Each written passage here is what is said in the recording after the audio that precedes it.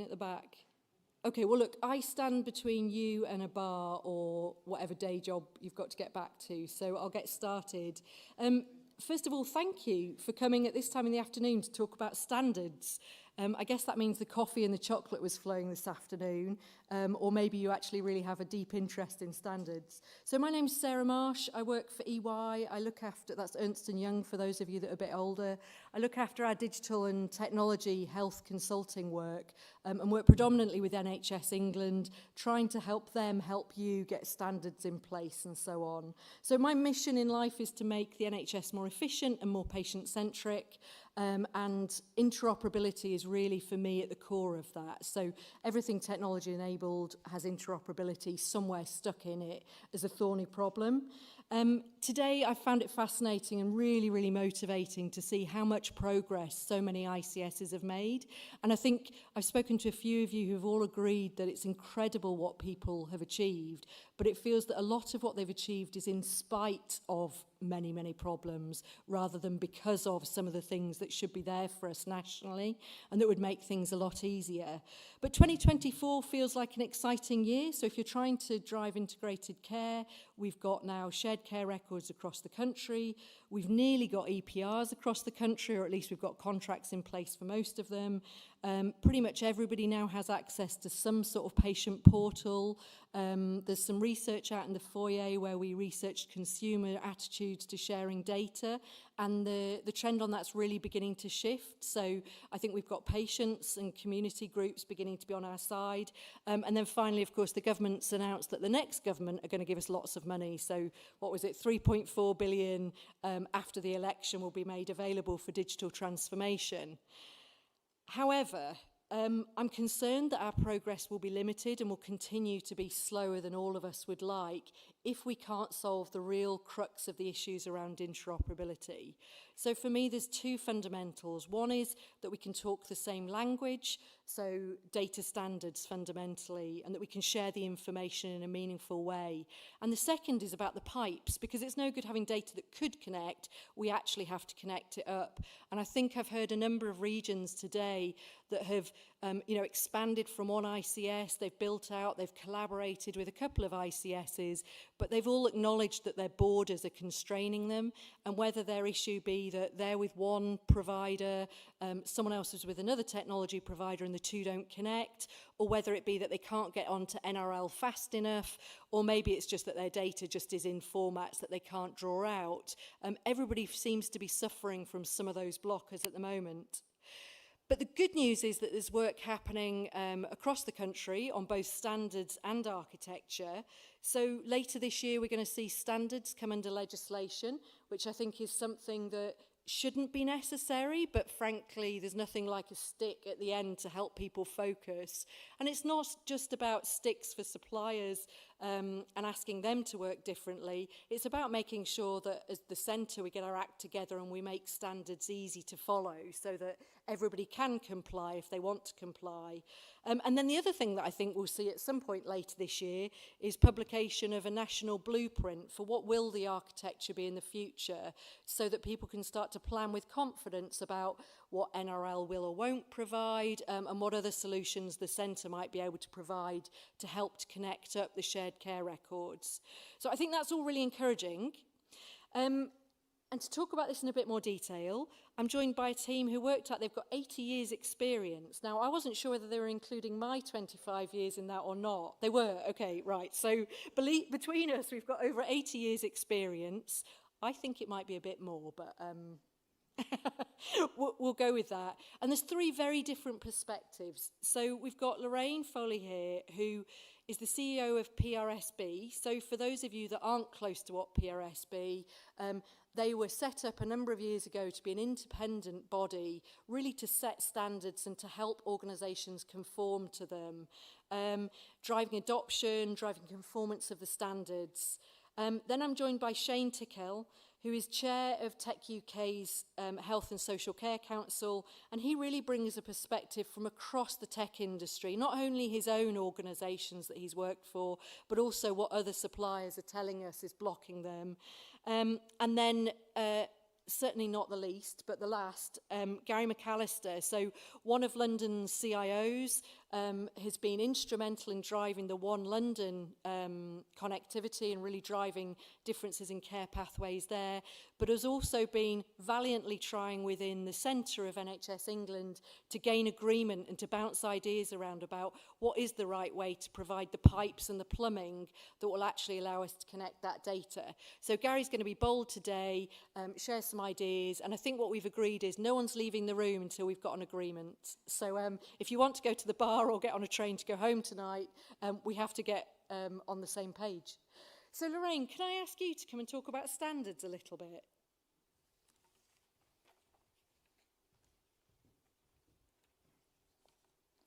Thanks, Sarah. Afternoon, everyone. Okay, so PRSB, hopefully most of you know of us now, but we've been around, we were 10 years last year, it was our 10th birthday. And I've been there for most of that time, if not quite all of it. And to me, it feels like a long, hard slog, and I'm sure it does to many of you as well. But it's important, and why do we need to stick at it? So I think it's been great today, and a really noticeable change how patients and people telling their stories about why this is so important has been front and centre. You know, it starts the day, finishes the day, during the day. That's a really great message. Excuse me. Also, for clinicians and social care, this is really important. So, you know, we shouldn't forget the opportunity to be more efficient, particularly when the system's under so much pressure. So that's really important too. And I've also added in suppliers, which might seem slightly at a tangent, but it is really important if they're to have a really clear understanding of what it is that their customers need and to be able to create systems that are interoperable, then they need this too. But there's a bigger prize as well. So I think to date the focus has been understandably on, you know, sort of standard by standard, whether it's the, you know, shared care record standard or what a care plan or whatever it is that we're looking at. But the real goal, the prize that we're aiming for is a really genuinely learning health system where high quality standardized data, where we all mean the same thing, count and code it in the same way, is flowing around the system. And informing care at every turn, so direct care for research, feeding the federated data platform and so on. And that improves everything. So basic safety, like transfer of care, so things like a discharge are still, you know, nothing wrong with the standard, but it's still not in widespread use, and we're working at that. Things that you're focused on, like shared care records, and how do we move to a position where it's seamless and people can move between different ICSs and it doesn't matter, how we can make them interoperable.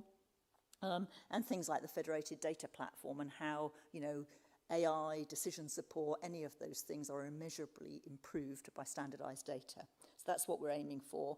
And data is the real bedrock, so or relative point of constancy. So the technologies can and do change all of the time, but if we can get the data right, then we're really future-proofing what we're doing. And as Lynn says, if we can move from reactive to preventative and predictive, that's a good thing. So why does it feel like it's so hard? Why does it feel such a long slog? And it's hard because it's hard, and the analogy that I was turning to was it's a bit like climate change. So at one level there's getting everybody to agree. And I think we're doing all right on that one, actually, you know, agreeing that there is a problem and that we need to do something about it. So that's a bit like, you know, I know there are deniers, but with climate change, but actually broadly, I think we've got quite good consensus, certainly around information standards, that we need them, and actually we'll all get behind one if we know that there's been a rigorous process to pull it together. So that's quite good. Getting harder is we need to get, back to my climate change analogy, we need to get all of the countries to agree, okay, we've realised there's a problem, then we all need to do something about it and change our policies and our practices. And in our sense, that's the system suppliers, the legacy systems, like, actually we've got to make that change and make them conformant.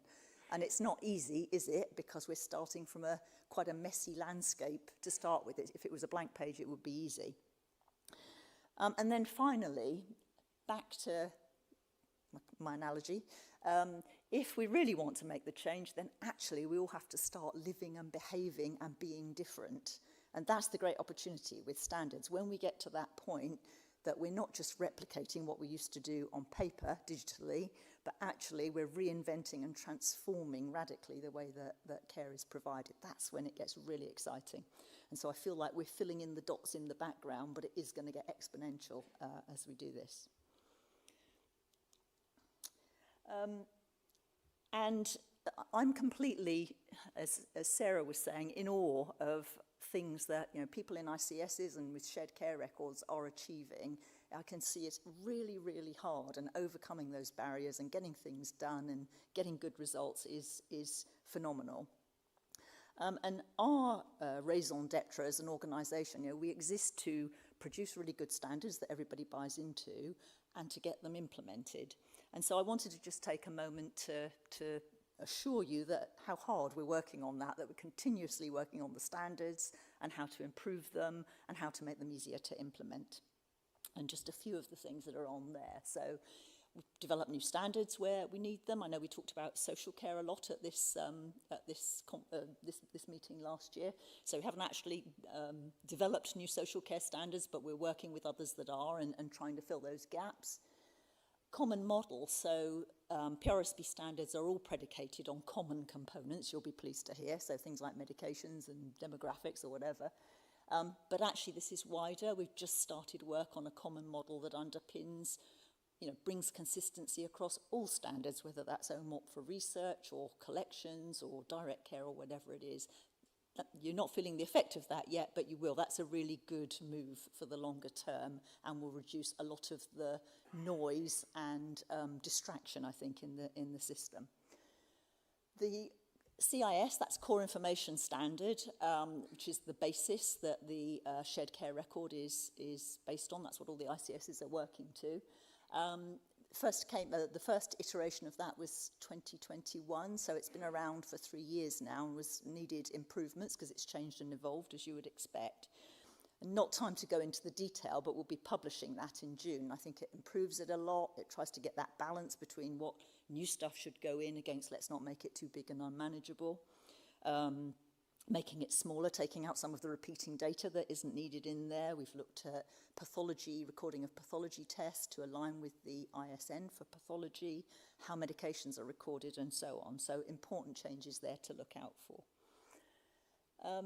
We've made it much easier to implement the standards. So again, on the right-hand side, there's an awful lot of work behind that, whether it's doing JSON, Excel, extracts to make it easier to pick up and use, how we record SNOMED and terminology and keep that held independently and give people master sets because that's what they told us they wanted and it would make implementing easier, templates and so on. So lots of stuff that we're doing to improve that.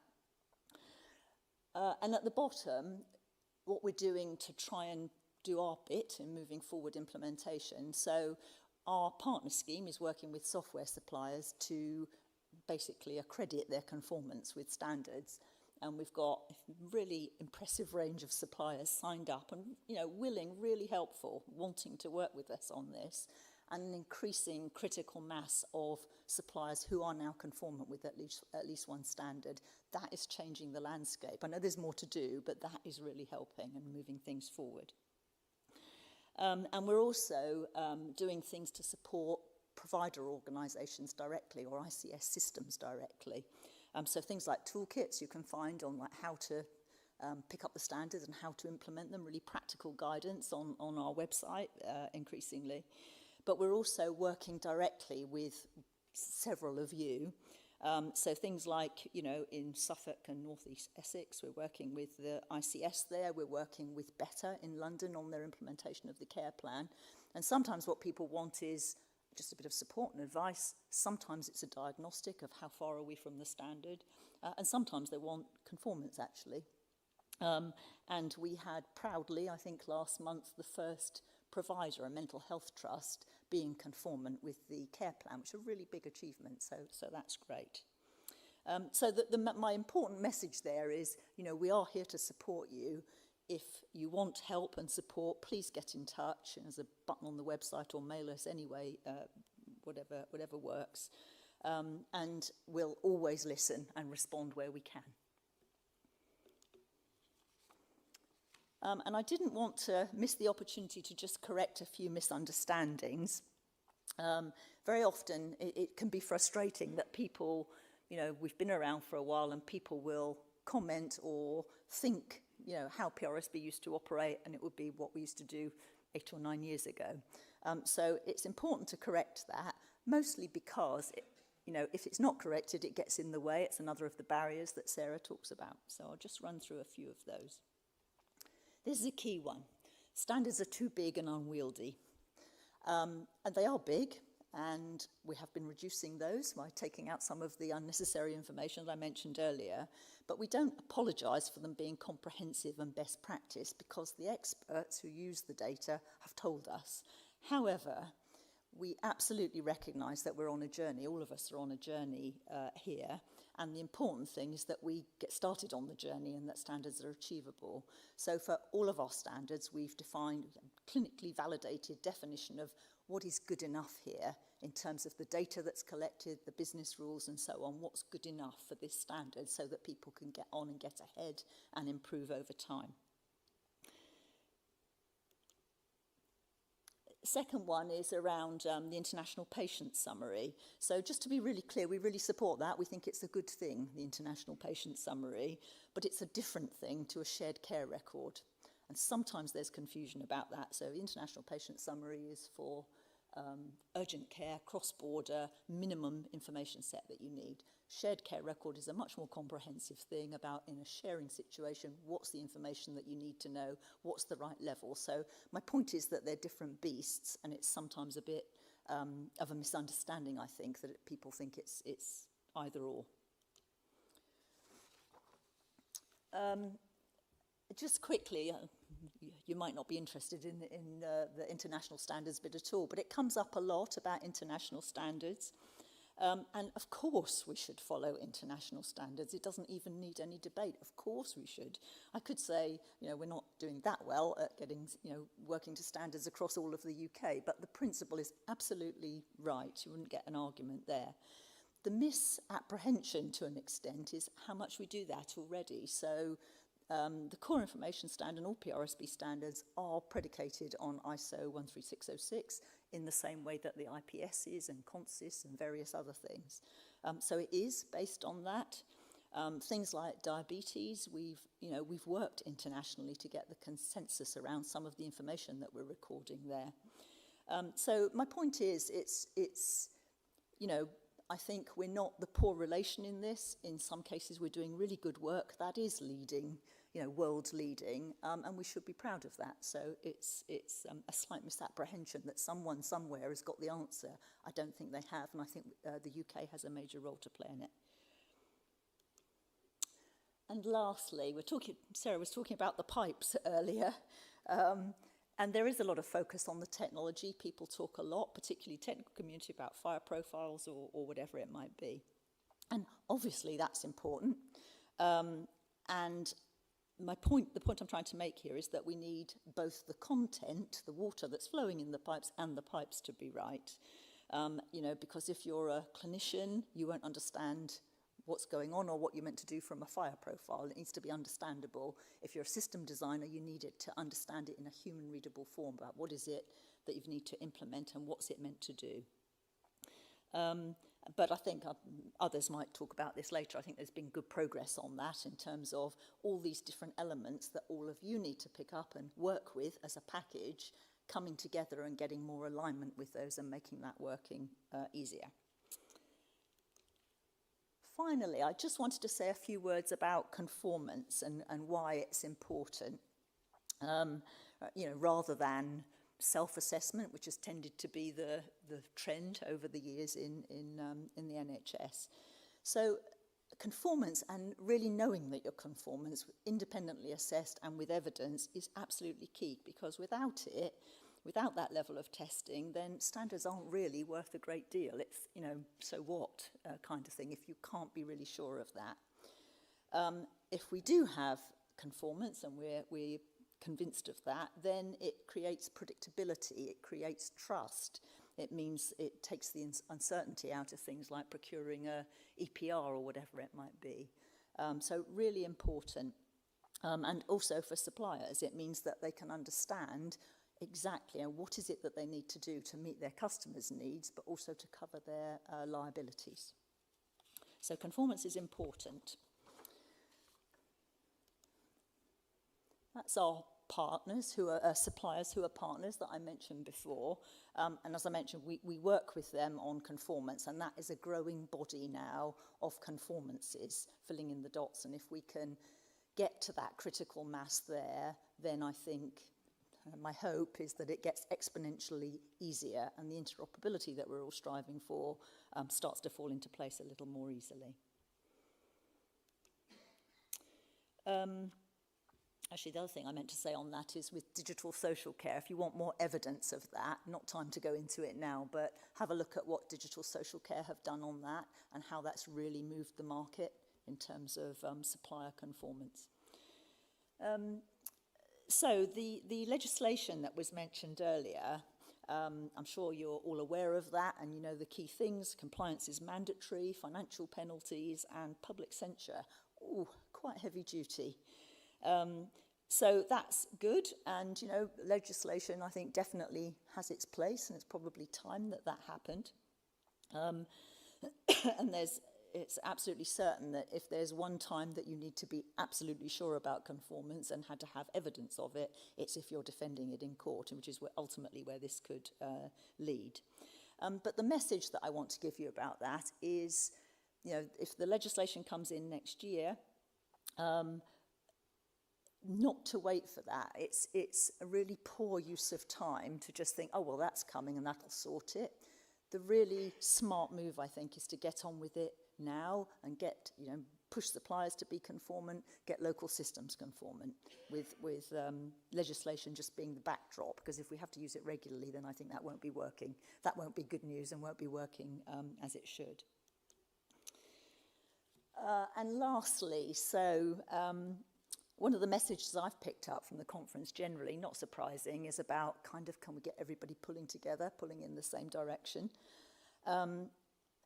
Personally, I think that conviction, people wanting to change, is probably the most powerful lever, but compulsion does have its place as well. And PRSB are doing a lot, or influencing where we can. I've talked about working with suppliers and providers to get them conformant. We're doing really good work with the regulators so that they're signposting and that regulation is pushing in the same direction, and so on. I think peer pressure at the top there, actually seeing somebody down the road doing this brilliantly and getting amazing results for their patients, is one of the most powerful. So all of those are really important and in the mix, with the legislation there as the backdrop. You know, if all else fails, hopefully for the recalcitrant few, then we can apply that. But the other point I wanted to make on that is people often think they've got no way of influencing it. I know there's a lot of frustration about the suppliers and, you know, are they conformant, or, you know, what people have to pay. Thankfully, the bit about what people have to pay is not my responsibility.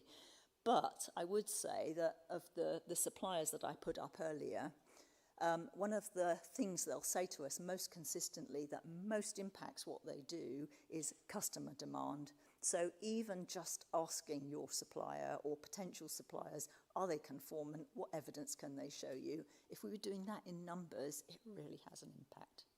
Thank you.